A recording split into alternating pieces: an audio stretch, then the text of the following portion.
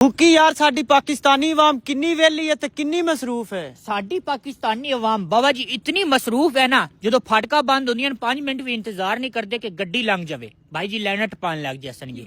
वेली इतनी है, कोई कह देना कि चाह मैं पिलासांगा 2 घंटे उहदे घर इंतजार करते रह सनगे। साडी पाकिस्तानी अवाम इतनी मसरूफ है ना, लाइना जदों लगदियां ना बिल वास्ते, भाई जी अगे अगे वधणगे कि जल्दी जल्दी काम होवे ते निकलिए। भाई जी वेली इतनी है, घर दे बाहर कोई नाली साफ कर रहा ना, उत्थे खलो जासनगे, वाह नाली साफ हो गई। साडी पाकिस्तानी अवाम इतनी मसरूफ है, इतनी मसरूफ है, जुम्मे नू 5 मिनट रहंदे ने फिर वड़दे ने, जुम्मा पढ़िए ते निकलिए, नसीहत बाद च लवांगे।